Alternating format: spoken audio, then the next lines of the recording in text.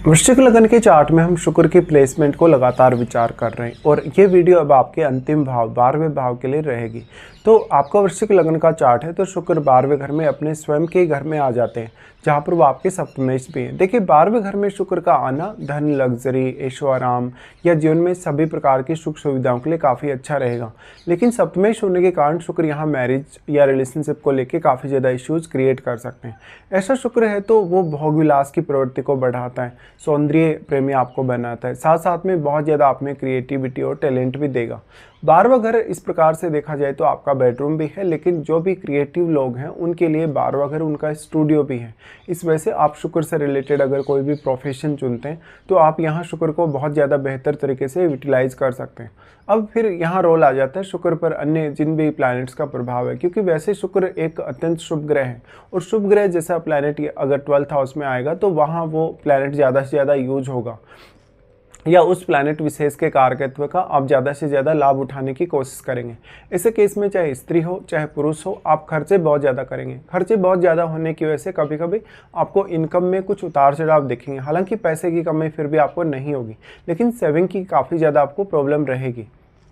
अब यहाँ शुक्र अगर मान लो शुभ ग्रहों से प्रभावित है तो शुक्र की शुभता बढ़ेगी। शुक्र को लेके आपकी जो अपेक्षाएं आप उनको पूरा कर सकेंगे, साथ साथ में मैरिज और अपने रिलेशनशिप को काफ़ी ज़्यादा बैलेंस कर सकेंगे। लेकिन बहुत ही कम चांसेस हैं कि आपका मैरिज के बाद कोई अफेयर नहीं हो या रिलेशनशिप भी नहीं हो, चाहे आप पुरुष हैं चाहे स्त्री। लेकिन पुरुषों के केस में इस प्रकार का शुक्र क्योंकि उनकी वाइफ को रिप्रेजेंट करता है, इसलिए शुक्र की यहाँ पर बहुत स्ट्रॉन्ग पॉसिबिलिटी है अब आपके लिए कि वो आपको मैरिज से पहले भी इवन मैरिज के बाद भी कोई एक्स्ट्रा अफेयर या रिलेशनशिप दे सकता है। शुक्र अब जितना ज़्यादा शुभ ग्रहों से प्रभावित होगा या शुभ ग्रहों के साथ स्थित होगा उतना ही ज़्यादा शुक्र आपको फेवर करेगा आपके टैलेंट के मामले में, आपकी क्रिएटिव चीज़ों के मामले में। साथ साथ में शुक्र आपको विदेश से जोड़ सकता है। अगर शुक्र पर अगर मान लो केतु का प्रभाव रहा, बृहस्पति का प्रभाव रहा तो आपको अध्यात्म से भी जोड़ सकता है। लेकिन शुक्र क्योंकि आपकी लाइफ में मैरिज के लिए भी बहुत इंपॉर्टेंट प्लैनेट है, ऐसे में शुक्र का यहाँ पीड़ित होना मैरिज और रिलेशनशिप में काफ़ी इश्यूज क्रिएट करेगा। इस हिसाब से देखा जाए तो शुक्र अगर यहाँ वक्री होकर बैठे हों कुछ केसेस में तो आपको अपनी पहचान बनाने, अपने आप को सही तरीके से रिप्रेजेंट करने में काफ़ी परेशानी होगी। आप वृश्चिक लगन वाले हैं, वृश्चिक लगन होने की वजह से आप मंगल से रिप्रेजेंट होते हैं और शुक्र जैसा प्लैनेट अगर 12th हाउस में चला जाए तो ऐसे में निश्चित तौर पर आपकी अपेक्षाएँ बढ़ी हुई रहती हैं। लेकिन फिर बाहरी ग्रहों का प्रभाव अगर शुक्र पर हो, जैसे कि मंगल का हो, सूर्य का हो, तो वो अपेक्षाएं और भी ज़्यादा प्रबल होती हैं और फिर आप ज़्यादा से ज़्यादा सुख समृद्धि पाना चाहते हैं, लग्जरी जीवन एक जीना चाहते हैं आप, और उससे आप कभी भी फिर सेटिस्फाई भी नहीं होंगे। ऐसा शुक्र है तो आपको वो ट्रैवल बहुत ज़्यादा करवाएगा, आपको आपके बॉस से, आपके कलीग से काफ़ी अच्छे रिलेशन देगा। इवन आपके जहाँ जहाँ भी रिलेशन बिगड़ेंगे वहाँ शुक्र आपको अवश्य सपोर्ट करेगा। लेकिन सप्तमेश होने के नाते और सप्तमेश अगर 12th हाउस में चला गया तो ये हो सकता है कि आप अपने पार्टनर पे बहुत ज़्यादा खर्चा कर रहे हैं, पैसे का खर्च कर रहे हैं, या पार्टनर किसी भी तरीके से आपका आर्थिक रूप से लाभ उठा रहा है। अगर शुक्र यहाँ वेल प्लेस्ड नहीं है, अगर सप्तम में भी कोई सपोर्टिव प्लैनेट नहीं है आपके लगन के लिए या सप्तम भाव के लिए, तो जीवन साथी की सेहत और उनके स्वास्थ्य पर भी आपको विशेष ध्यान देना रहेगा। ऐसे केस में जितना ज़्यादा शुक्र यहाँ फायरी ग्रहों से प्रभावित होगा या क्रूर ग्रहों से प्रभावित होगा उतनी ज़्यादा आपकी मैरिज में डिससेटिस्फेक्शन होने, मैरिज में डिस्टर्बेंस होने की संभावना बढ़ जाएगी। शुक्र का 12th हाउस में होना शुक्र की दृष्टि क्योंकि छठे घर पे पड़ेगी, तो छठा घर अगर देखा जाए तो मंगल का घर है ऑलरेडी और आप मंगल से स्वयं रिप्रेजेंट होते हैं।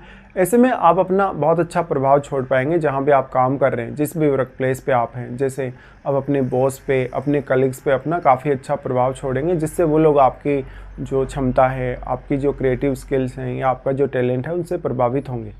इस प्रकार का जातक वास्तव में साज सज्जा पे बहुत ज़्यादा खर्च करेगा, अपने घर की सजावट पे, अपने रूम की सजावट पे। और स्त्रियों के केस में ऐसी स्त्रियां मेकअप वगैरह की तरफ थोड़ी ज़्यादा आकर्षित होती हैं, हालांकि वो घर को तो डेकोरेट करके रखती ही रखती हैं। ऐसे केस में जो भी प्लैनेट यहाँ अब शुक्र को प्रभावित कर रहे हैं, अगर उनमें से आपके चार्ट में वो चाहे किसी भी भाव को रिप्रेजेंट कर रहे हैं, उन भाव विशेष से आपको जीवन में काफ़ी ज़्यादा फायदा होने के चांसेस हैं। इस तरीके से शुक्र का प्लेस्ड होना, शुक्र आपको बहुत ज़्यादा इश्यूज ला सकता है मैरिटल लाइफ में।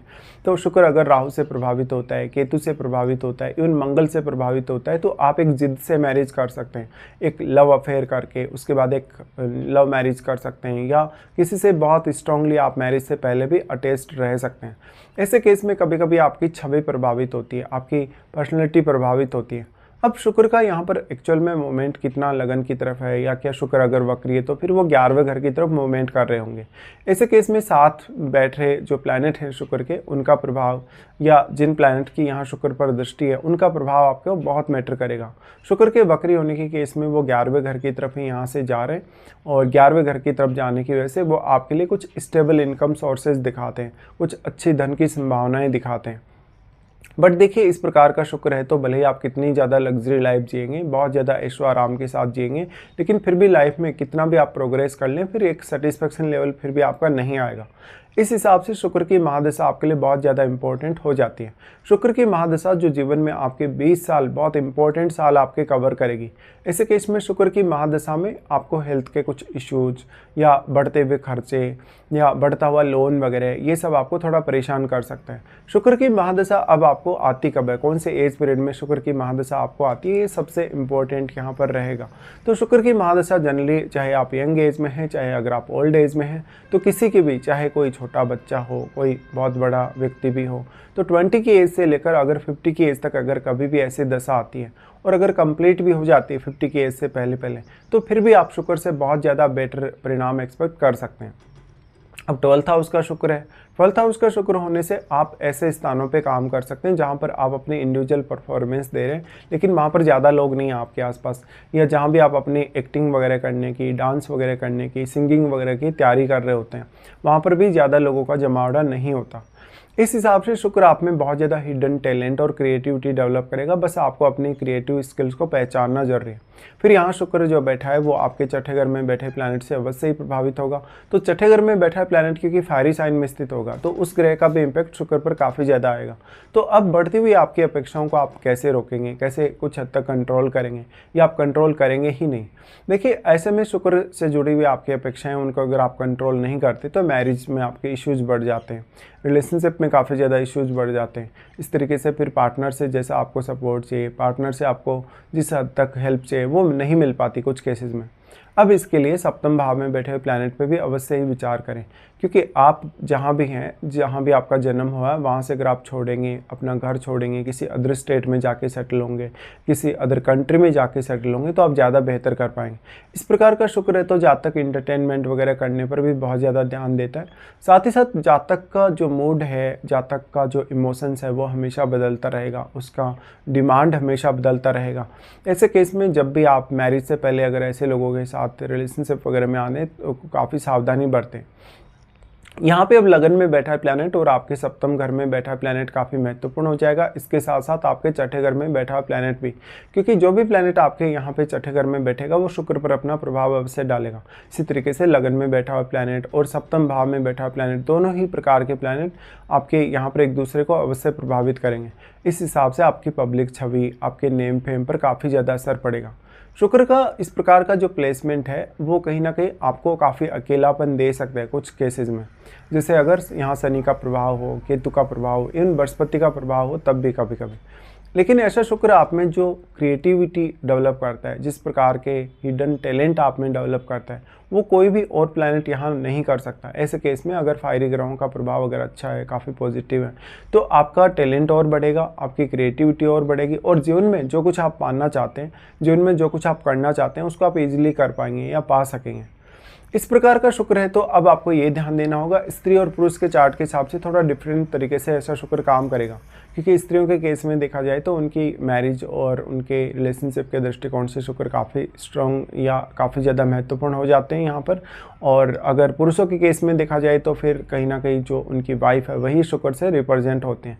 ऐसे केस में हालांकि पुरुषों की संभावनाएं सबसे ज़्यादा रहेंगी कि वो अदर अफेयर में जाएंगे या रिलेशनशिप वगैरह में जाएंगे।